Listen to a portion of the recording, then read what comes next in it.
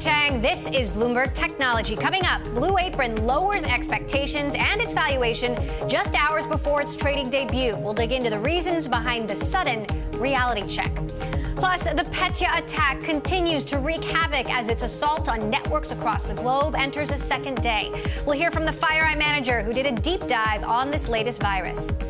And insight from outer space on the new age of discovery. NASA record holder Peggy Whitson joins Bloomberg from the International Space Station to break down the new race to orbit new worlds. First to our lead. A cyber attack similar to WannaCry enters its second day, infecting computers in at least 65 countries, according to Microsoft. The attack is being carried out by a virus called Petya, crippling businesses, port operators, and government systems around the world as companies struggle to retake control of their networks. The ransomware locks infected computer systems and demands users to pay $300 in Bitcoin to regain access. Joining us from London, Bloomberg's Caroline Hyde. Caroline, you've been looking deeply into this. Talk about how much further we know this has spread. Yeah, exactly. Because about midday yesterday, Emily, we knew that some 2,000 computers have been infected, but now we know that that number is building because unlike the WannaCry virus, there is no automatic sort of off switch. There's no immediate kill button, which we managed to have with WannaCry, and so it spreads. 64 countries is what some of the reports that I'm reading now, from Belgium to Brazil, Russia to the United States. All of it, of course, stemmed in the Ukraine. That's where the Petya virus first really hit. And it seemed to have taken, well, government institutions, a central bank offline. Even a nuclear company was affected. So clearly, real chaos at the root of this. If you're looking at some of the key companies in Europe, A.P. Moller-Maersk, it is the biggest container shipping unit in the world. Well, they had significant issues. They said that they had to shut down systems across the world. That's why we saw ports in India to New York affected. Interestingly, Maersk Line has now said that they're able to start taking new bookings, but you already have to have an account with them. But even companies like TNT Express, this is the Netherlands-based unit of FedEx, they're having so-called significant issues, they're saying. Shipments really being slowed there, delays in services. You're also seeing French bank BNP Paribas, WPP, the advertising company. You've got the maker of the Nivea moisturizing cream, Beiersdorf, also struggling to cope with the fallout. I think one thing that's really interesting, though, Emily, is maybe the ransomware part of this. Isn't that effective? Because, of course, the whole point is you're meant to be paying up to get access to your computer. But interestingly, Quartz have been looking at some data. They've actually got a chart to show, well, actually, Bitcoin, only about $10,000 has been taken in the first 24 hours. That's about 2/3 less than we saw with WannaCry. So, Caroline, what more do we know about exactly where this attack originated? As I mentioned, the epicenter, where it all kicked off, seemed to have been the Ukraine. How? Still being debated. What many people say is, like WannaCry virus that we saw last month, this was really playing upon a weakness in the Microsoft operating system. That seems to be how it is spread so virulently across the world. But where it seems to have been first started, interestingly, is in a Ukraine tax accounting software company called MeDoc. Now, I might add, this particular company has refuted that. They have said they have no responsibility for spreading this particular virus, but notable cybersecurity experts have said they think this is where initially it was first rooted, and then it spread through the Windows update, being disguised as a Windows update, but then it leached out from the Ukraine. I think what's interesting here is when you look at the payments being made. Why are a few payments being made? Well, some security experts are saying actually this is rather rudimentary cyber hacking if you're looking for money. They're saying really this isn't a very efficient way of doing it if you wanted cash. Therefore, many feel this wasn't actually ever meant to raise money. It was meant to cause chaos. This is why perhaps the Ukraine is desperately trying to point the finger at Russia, and even why NATO is now involved. All right, Caroline, hang on a sec. I do want to bring in John Miller, Senior Manager of Analysis at the cybersecurity firm FireEye. He also is the author of the company's latest research on the Petya virus. John, what more can you tell us as far as what you've learned in the last 24 hours? Certainly. The key thing about this malware is that it has been able to proliferate as quickly as it has using a very clever combination of known tactics and tools. Essentially, the attackers used a ransomware capability that was known and a couple spreading methods for the malware that were previously known, bundled them together in a creative way that, as we've seen over the last couple days, unfortunately, a lot of organizations were not prepared to handle. So how similar and different is this to what happened with WannaCry? This is similar in that the attackers are relying on the malware proliferating itself to new areas of compromised networks. And the way that it's different is, first of all, the malware uses a combination of methods for spreading itself rather than just one, which is what we saw with WannaCry. Additionally, the malware both encrypts victims' files as well as prevents them from booting their machines, which is a bit more serious than what WannaCry would typically do to a compromised system. Caroline, what are you hearing from businesses, especially in Europe, about just how crippling this has been to their systems? How much has it actually held up business? Significantly. And I think this is the issue, is that they just had to go into lockdown. That was the automatic reaction to this, as they'd seen just a month before how destructive this had been across the United Kingdom's health service, for example. I still go to the doctor now and they say that they can't access their computers correctly. So no wonder you therefore saw shutdowns in the websites of the likes of WPP, entire shutdowns of networks, as I mentioned, for the likes of AP Moller Maersk and for FedEx's TNT Express. So this is wholesale business damage that is being done. This is more than 24 hours offline for certain companies, and this is why it's being quite so painful for many of them.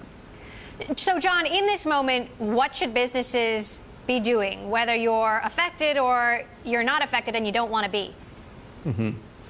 So first of all, organizations can take a look at the characteristics of this specific malware payload that have been identified. Luckily, at this point, we've been able to do a great deal to understand what exactly the issue is here. In addition to that, though, organizations need to be watching closely for any evolution or new developments in this campaign. And finally, there are some baseline measures that organizations can take to defend themselves from any ransomware infection, such as having a robust backup strategy. So ransomware, as we know, is on the rise. The hackers are always one step ahead. How do you see ransomware evolving? What's next? The interesting thing about the rise of ransomware over the last few years is that the criminals behind it are excellent business analysts, in the sense that they do a really good job of evaluating where they need to invest in new capabilities and innovative capabilities, and where they can just take advantage of situations where businesses haven't been able to implement defenses against known threats. And really what we see with WannaCry, with Petya, as well as WannaCry to some extent, is that happening. The criminals that we see operating these tools are taking advantage of known tools and known tactics and being very successful because the organizations that they're compromising haven't been able to fully defend themselves against these methods yet. So really organizations need to... Oh, go ahead. Thank you. With WannaCry, it was interesting. Just they really didn't manage to rack up that much money. Is this any different? Yes, we've seen a similar situation here, as mentioned a couple minutes ago, where really the return on investment for the attackers has not been all that high, which could indicate that perhaps these attackers were out of their depth and didn't really know what to expect in terms of an infection base as broad as they have achieved. All right, we'll leave it there. John Miller, Senior Manager of Analysis at FireEye, and our very own Caroline Hyde, doing great work for us on this in London. Thank you both. We'll continue to follow. A story we are following now. President Trump has always been vocal about fake news on Twitter. Now he's taking on Jeff Bezos again. Earlier, Trump tweeted, the hashtag Amazon Washington Post, sometimes referred to as the guardian of Amazon not paying internet taxes, with which they should, is fake news. Many were left unsure of what President Trump actually meant by this tweet and the reference to internet taxes, since federal internet taxes do not exist. According to the Amazon website, the company collects state sales taxes in all 45 states, with a sales tax and the District of Columbia. A reminder that Amazon CEO Jeff Bezos bought the Washington Post in 2013 as an individual. Amazon is not involved. Coming up, more on Amazon. Its reign as the go-to place for online merchants is under siege. How the e-commerce giant plans to stay on top of the next sector. That is next. And if you like Bloomberg News, check us out on the radio. You can listen on the Bloomberg Radio app, Bloomberg.com, and in the U.S. on Sirius XM. This is Bloomberg.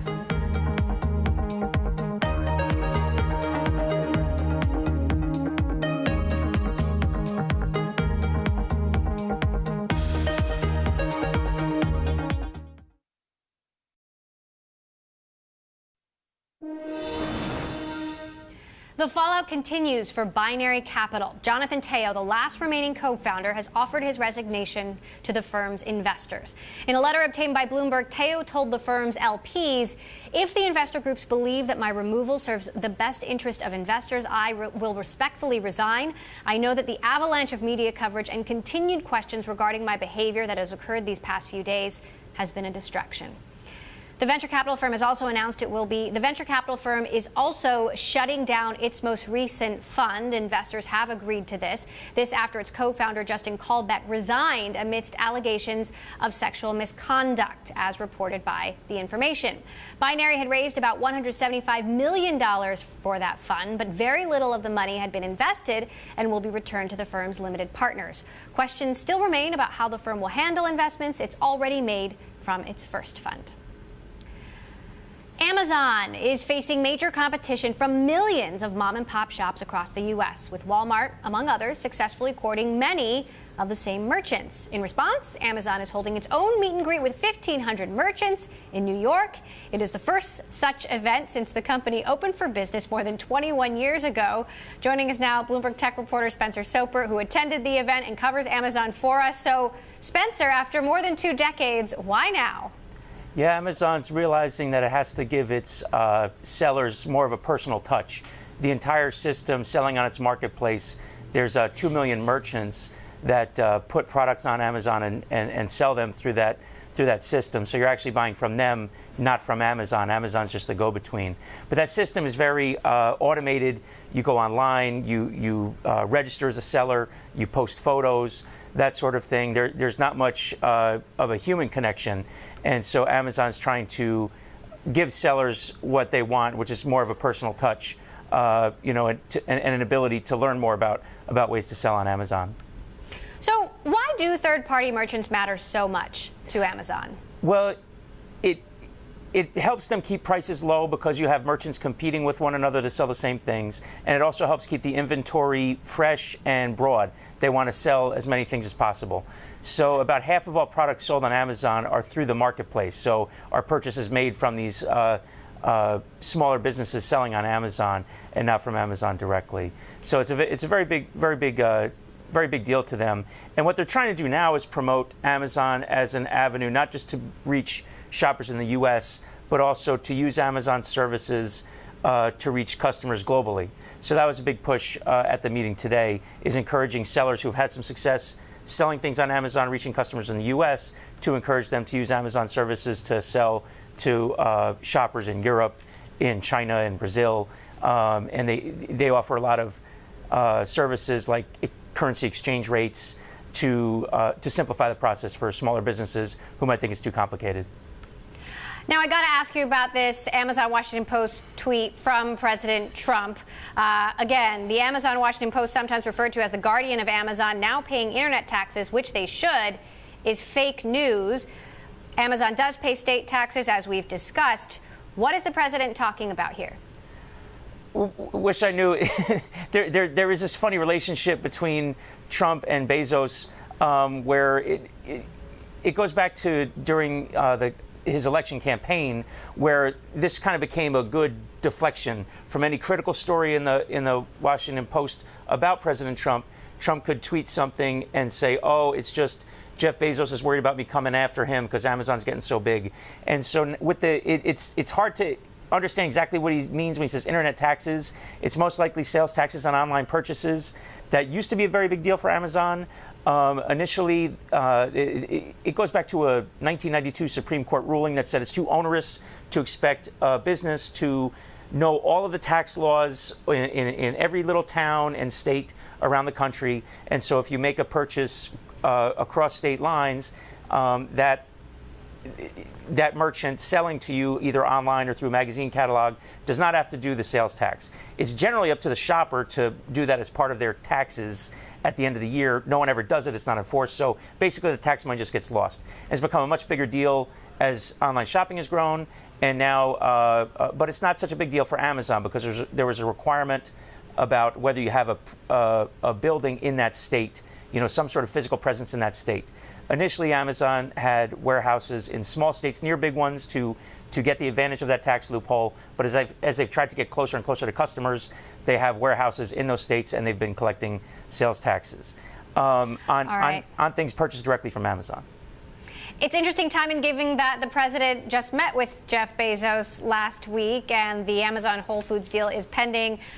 We'll continue to watch the president's Twitter feed as we do. Bloomberg tech reporter Spencer Soper in New York for us. Thank you so much, Spencer. Quick programming note, tune into Bloomberg on July 4th at 8 p.m. Eastern, where Alex Steele, Carol Masser, and Matt Miller will co-host the Boston Pops Fireworks Spectacular live from Boston's historic Esplanade. This is Bloomberg.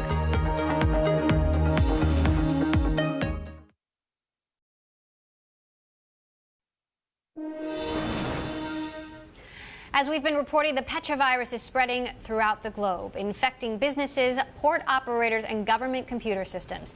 The CEO of one of the world's largest robotics makers, Switzerland's ABB, says cybersecurity is now central to the company's business.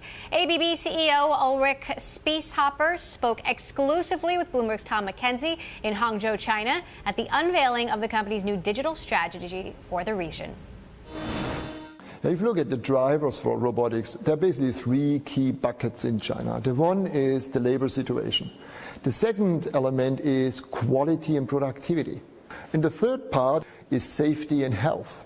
All this together makes China today the largest robotics market on this planet. And it will be the largest robotics market for the next 10 years. ABB has invested early. How would you characterize the level of competition in China now amongst the robot makers? And are firmly committed to keep our #1 position for the years to come. We are the only robotics player in the world that has a combination of AI, artificial intelligence application, not only in robotics, but in other process control opportunities that there are. The use of AI today is spreading very quickly in ABB. We have our two-armed robot Yumi. It's now so smart it can take the Rubik's Cube, look at it, and solve it in less than 2 minutes. That would have been unthinkable just years ago. Today we are at that level. There is increased skepticism now that the administration will be able to push through its infrastructure spending plans, and we've seen that reflected in the IMF reducing its forecast for the US. How much of a missed opportunity is this, do you think? If you look at the US infrastructure situation long term, the US will need to invest in the energy infrastructure, in the electricity infrastructure, in the road system, to really have a competitive platform going forward. At the moment, it looks like there are a couple of ripples in the system. It's not going as smoothly as originally anticipated at the beginning of the year. My wish is that it will be sorted out very quickly and that there is stability in the system that gives investment appetite a good platform to really be lifted then going forward. To what degree do you see a reduction in political risk in Europe, given the election of President Macron in France? Or does the question of Brexit just overshadow all of the perceived reduction in political risk and the more positive economic fundamentals that we're seeing in Europe? I think the risk scenario has improved from the beginning of the year. At the beginning of the year, we didn't know how France would come out. We had a German situation that was a little bit wobbly at that time, and you had Brexit. France is now sorted out. We know how the French government will be set up, and there's a clear agenda going forward. It looks like that in Germany the predictions are also that it will be a quite stable and predictable environment. The Brexit situation is very unfortunate from our perspective, but it is because it creates a lot of uncertainty and insecurity, and that's something that we have to overcome as politicians, as entrepreneurs going forward. But all together, I would expect towards the end of this year, Europe to be quite stable and be quite predictable going into the next year. How much of a drag has the weak oil price been on the oil and gas section, the oil and gas part of the ABB business? We had a massive downward contraction in many of our end customers. If you look at the marine segment, we are very strong in the marine segment of oil and gas supply vessel. This market contracted more than 70% year on year. So this is something that we have dealt with, and I'm pretty proud because if you look at, this was a highly profitable segment in the past. It has contracted massively. We have kept the top line steady, and we have held the margin up well, even increased it. So altogether, the team has done a good job in this environment. That was ABB CEO Ulrich Spiesshofer. Coming up, Apple will celebrate the 10-year anniversary of the iPhone on Thursday, but will it continue to be the company's moneymaker? We'll get the latest predictions from Loop Ventures co-founder Gene Munster next. This is Bloomberg.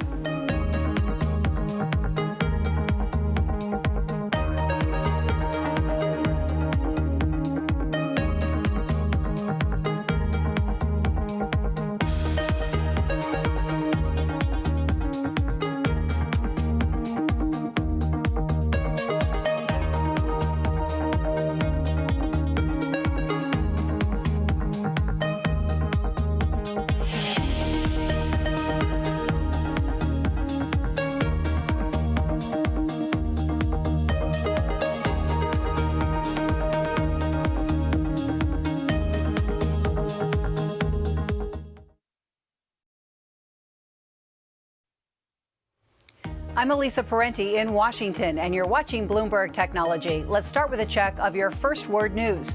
President Trump is going to Paris. French President Emmanuel Macron's office says Mr. Trump has accepted an invitation to attend Bastille Day celebrations on July 14th. American troops will march in a parade to mark the 100th anniversary of the U.S. entry into World War I. Two House Democrats want details on how much has been spent on trips the president made to his Florida estate and other properties. They plan to introduce an amendment to the annual defense policy bill that would require the Air Force to submit travel expense reports to Congress. Academic and military experts today told the Senate Intelligence Committee there's no question that Russia interfered in last year's U.S. presidential election. The witnesses unanimously agreed Vladimir Putin is the one who ordered the move. Venezuelan President Nicolas Maduro says Tuesday's attack on the country's Supreme Court and Interior Ministry was an attempted coup. It followed months of deadly anti-government protests. Maduro condemned the violence but said, quote, "We will never surrender." Pope Francis gave the Catholic Church 5 new cardinals today, instructing them to act as servants and not princes. Cardinals are often referred to as princes of the church, a reflection of their prestigious roles of advising the Pope and electing his successor. Global news 24 hours a day, powered by more than 2,700 journalists and analysts in more than 120 countries. I'm Elisa Parenti. This is Bloomberg. It's just after 5:30 p.m. Wednesday here in Washington. Already 7:30 Thursday morning in Sydney. We're joined by Bloomberg's James Thornhill, who has a look at the markets. James, good morning to you.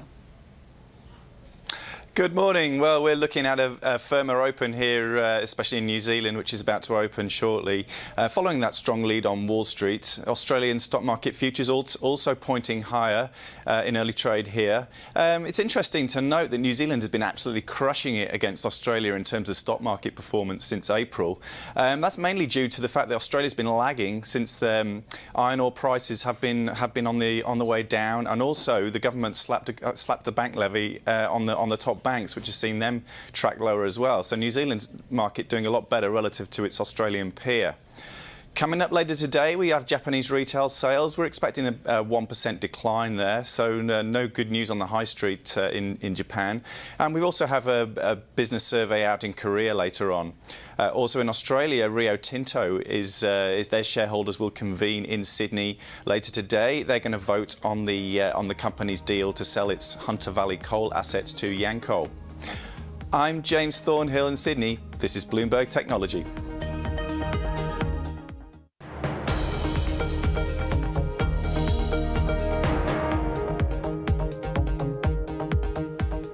Technology, I'm Emily Chang. Thursday marks 10 years since the iPhone was released to the public. Sales of the device continue to make up a large portion of Apple's revenue, about 60% since 2011. But Gene Munster predicts that iPhone sales will peak in 2019 and be replaced by an entirely new product. Joining us now from New York, Loop Ventures co-founder and longtime Apple analyst Gene Munster, and here with me in San Francisco, Bloomberg Tech's Mark Gurman, who covers consumer technology. So Gene, I'm going to start with you. You think that Apple AR glasses are the Apple product of the future. What, when, where, how, why? Well, Emily, we're just filling in the blanks here. What we do know is they've launched ARKit. We know that the next iPhone is going to have a 3D mapping chip that's going to be especially geared for a premium AR experience. And we know Apple's done acquisitions, obviously with Mataio a few years ago, and then more recently with this Senso company.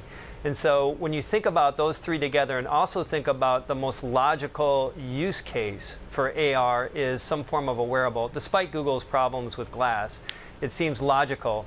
Our 3-year is just a best guess. And so what we feel confident is that Apple is going to have this new product category, but the timing of it is a guess. Now, Mark, you've done some reporting on this.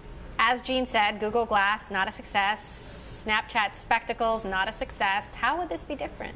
Well, first of all, I think Gene's totally right. The wearables, in terms of using AR on glasses, a Google Glass-like device made by Apple, is Apple's next big product category, of course, after the HomePod comes out. How will they differentiate?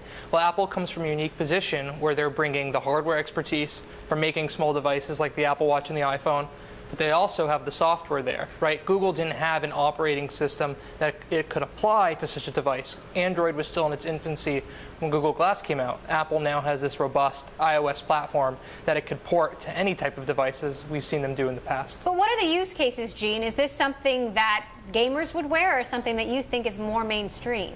Well, I would point viewers to a story today from Johnny Evans from Computer World, where he maps out 12 use cases for augmented reality. And that's much more than just gaming. It could be anything from a remote assistant to architectural, being able to see buildings before they're designed. You could do art, medical emergency services. One that I particularly love is turning humans into robots. There's this company called Stream AR that basically allows service providers the ability to do estimates remotely so they don't have to get in their cars and drive around.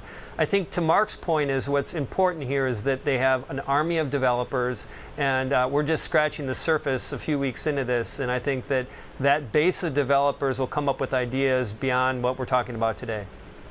Is this something people actually want to wear, though, Mark? That's a good question. I don't know if I would wear them, but you know what's actually really interesting? I remember Tim Cook a few years ago, before the Apple Watch came out, he was asked about wearables, and he was sort of hinting that their first wearable is going to be a watch. And the way he hinted at it is he said he wears glasses because he has to, because he can't see without them. So when these things hit the streets, there's going to be a lot of people pulling up that comment from Cook and saying that, you know, he would never wear them, and now you see him wearing them on stage. So it's going to be sort of ironic. But yes, I think there's going to be a market for it. It's going to eventually replace the iPhone. I know Gene has said this in the past. You'll be able to make phone calls from it, get maps on there, applications. And to answer your earlier question about gaming, I think gaming is going to be one component of it, but gaming is really tuned to VR experiences being fully enclosed, something that Apple was talking about with the Mac at its developers conference earlier in the month. So I don't think gaming is going to be the big focus. I think it's going to be more driving information to your eyes, quickly glancing at things, getting directions. All right, you guys are very bullish on this. Gene, what about the iPhone? How do you expect iPhone sales to play out? I know you think that they'll peak in 2019. So this next year, the next iPhone cycle is going to be wonderful for the iPhone. Probably units up 12 to 15% after essentially being flat for the past year. But I think that's probably the last big cycle. And I think when we start fast forwarding to a couple years from now, They're going to have difficult comps, so that naturally gets us to, this will now be, we're talking about fiscal 19, basically calendar 18, is something that's more or less flat year over year. And then you start getting into 20 and 21 where some of these wearables come out. Now, I think that the number of units they're going to sell in 2020, these are just guesses, but is very small, 3 million. So it's not going to quite erode at the iPhone, but as Mark's talking about, I think that as the utility of these wearables becomes more clear to consumers, that will start to chip away at the iPhone experience. They're both going to be around in 10 years, but the iPhone's going to be a much, much, much smaller business. What do we know in terms of how we expect the iPhone to be spiced up this next time around? Oh, well, it's going to be a big update. One of the bigger updates. For the first time, they're going to be doing 3 new phones. So they have the 7 and 7 Plus right now. They'll update both of those with faster processors, maybe better cameras. But then there's going to be an all-new model that people are very excited about. Some call it the iPhone 8, others the iPhone X.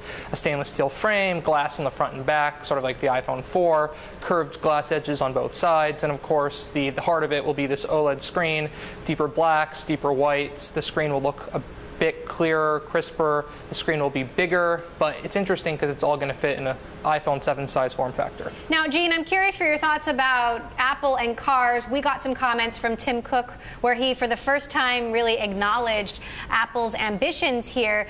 Now we know that Apple has a deal with Hertz to lease 6 Lexus SUVs to test self-driving technology. What do you expect to see from Apple when it comes to cars? A lot of my expectations are based on great work that Mark's done around this, so following a lot of his lead. But our belief is there's 3 essential routes that they can go. One is do a car entirely themselves. The second is to do some sort of a software. And the third is probably some sort of a fleet opportunity. I've had a bad prediction around Apple and the TV, so I'm reluctant to say and put the hammer down that Apple's going to have a car. But I would say that it's very clear that this is a big market, 90 million cars sold, and that Apple wants to have a place in this. I don't think that they have their plan in place as far as how they're going to address that market. So our expectations over the next 5 years do not include any revenue from Apple Car. And how about AirPods? Are these a sort of closet hit? They definitely are. I think this is going to be the sneaky product over the next 5 years. I think that it's going to become much more of an augmented hearing product. We call it a hearable. And I think you'll be doing things like being able to be in a loud bar and be able to zero in on someone's, hopefully a friend's conversation, be able to tune out some of that noise around you. There's other biofeedback that they can get. They have a lot of patents around the ear canal. We think that the AirPods will be bigger than Apple Watch in the next 5 years. I still, though, Mark, I do a double take when I see someone wearing them. They're not necessarily stylish yet. Right. I mean, I wear them. I don't love wearing them. I think sometimes I'll even go out in public. If I wanted to wear the AirPods, I'll say, actually, you know what? I'm just going to put in the wired Lightning headphones if I'm going for a jog or something.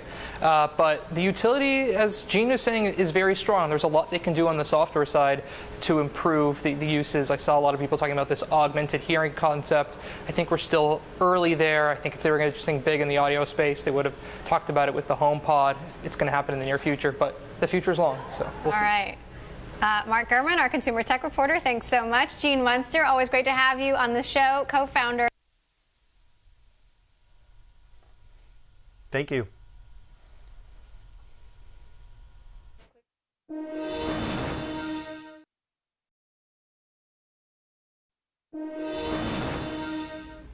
Now, to Tencent's rising dominance over the Chinese messaging market. More than 2/3 of the population use Tencent's 2 messaging apps, WeChat and QQ, for everything from texting to shopping to watching videos and ordering food. And according to venture capitalist Mary Meeker, Chinese users collectively spend 1.7 billion hours a day on Tencent's apps, more than they spend on all other app platforms combined.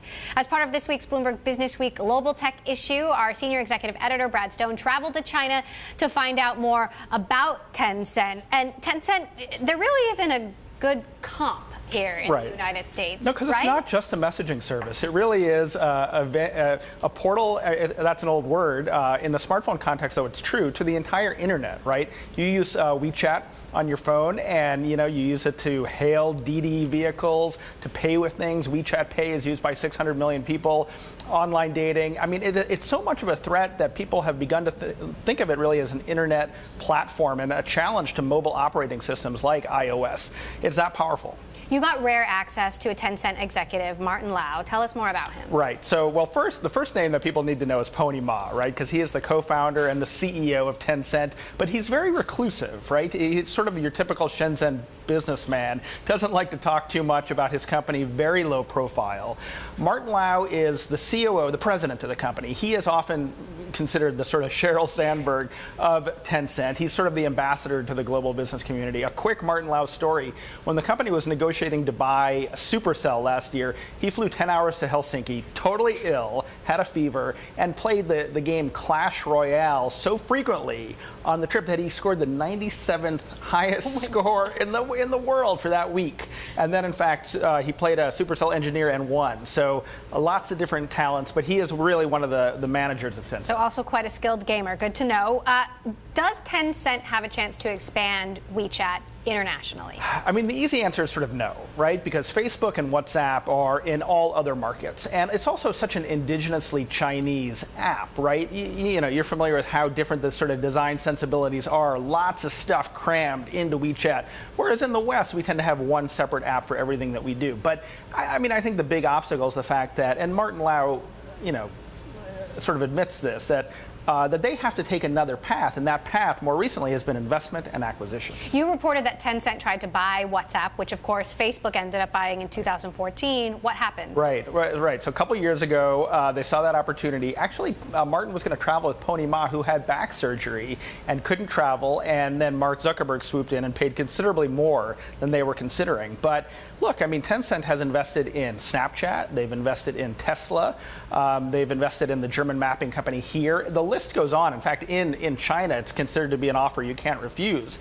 to get access to the WeChat ecosystem and take an investment from Tencent. So, there's a kind of soft power at work here where Tencent, despite the product being only popular in China, is really one of the biggest, perhaps along with SoftBank, and Alibaba, one of the biggest investors on the global internet stage. So how else might we see Tencent expand its footprint internationally? Will we feel it in the U.S.? I think as an investor, right? And this is where Martin Lau is particularly challenged because, the messaging game is almost over. It's played out around the world. And technology is moving in the direction where Tencent kind of, has to struggle to follow it into deep technology spheres like AI and driverless cars. They're making a lot of investments. That's what the Tesla investment is about. But this is a company that is putting its capital to work to learn about these new areas, but is going to have to consider carefully how it expands from a product perspective. So if Facebook has made, major, bold, unexpected moves, what's Tencent's next big? Well, I mean, look, Facebook's got a challenge in China, right? I mean, these two companies are kind of dancing around each other.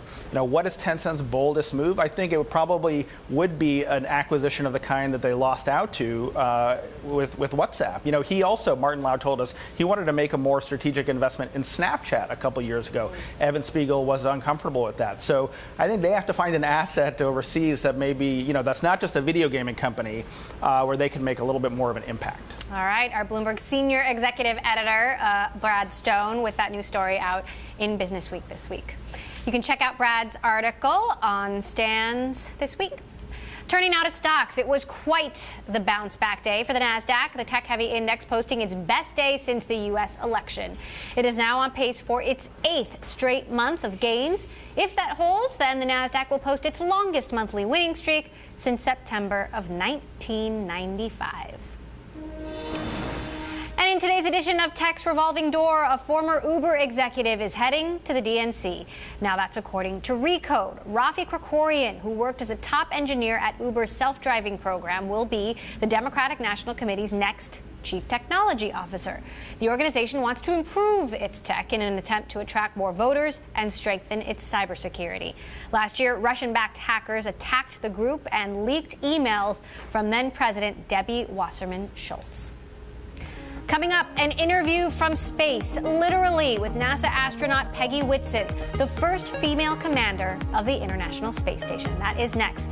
And a quick programming note, this Thursday, U.S. Secretary of Interior Ryan Zinke will appear on Bloomberg Daybreak Americas as the White House rolls out programs and initiatives for its Energy Week.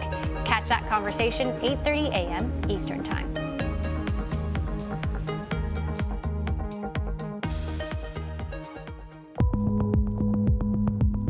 How do you walk that line when you're in the middle of a crisis situation? It's really all about enabling people. Technology needs to serve everyone. But at the end of the day, it's all about emotional decision. I think there's huge innovation left in music. The hallmark of a truly great leader is that great is never great enough. For us, it's not about being first, it's about being the best.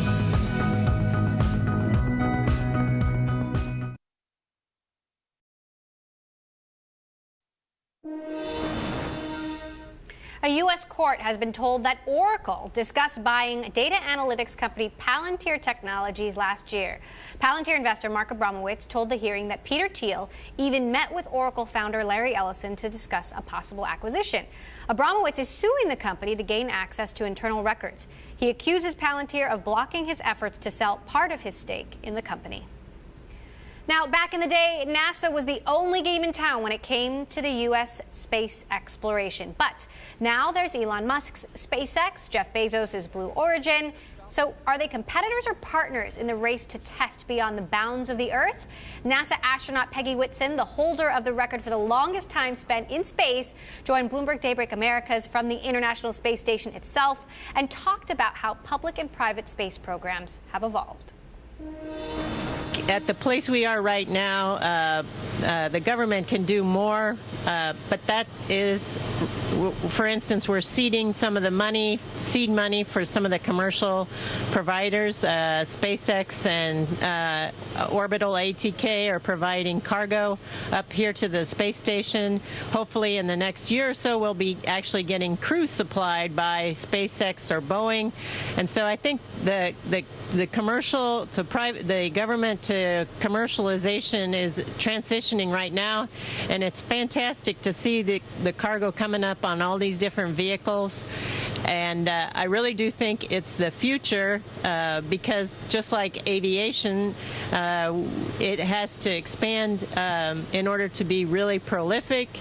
And having these programs in place now is definitely a stepping stone for further development. And that allows the government then to spend more money on going and exploring beyond low Earth orbit, which is what the current limitations are planned for some of the commercial providers. And we do hope to encourage them to continue on actually into further deep space as well. So finally, Peggy, let's go way beyond lower Earth orbit. There's a lot of talk right now about colonizing Mars, actually going to Mars and living there. You've been living in space a fair amount of your life now over the last 15 years. Is that a realistic goal to set, to actually have a colony on Mars? I do think it's a fantastic goal to have. We should have colonies on Mars and the Moon, and we should be expanding and exploring even further. So yes, and I think it's going to take some technology development, and we're using the International Space Station here to perfect some of those technologies. For instance, if we go on a multi-year mission to Mars, we need to be able to have a closed life support system, which means we need to be able to process our urine and make it into drinking water. We do that here on board the space station, and we're at about 85% of what we call closing the loop of life support systems, at least in the water balance system. And so it's very exciting to be a part of those investigations, those testing, engineering and testing that's going on up here right now. NASA astronaut Peggy Whitson there speaking from the International Space Station. And finally, Alibaba is tightening control of online shopping mall Lazada Group. The largest e-commerce company in China is investing another $1 billion to raise its stake in Lazada to 83%. Lazada is headquartered in Singapore, and Alibaba can use this investment to further its expansion into Southeast Asia. And that does it for this edition of Bloomberg Technology. On Thursday's show, Tony Fadell, the former Apple executive known as the father of the iPod, will join the show on the 10th anniversary of the iPhone's release. And Bloomberg Tech is live streaming on Twitter. Check us out at Bloomberg Tech TV, weekdays 5 p.m. in New York, 2 p.m. in San Francisco. That's all for now. This is Bloomberg.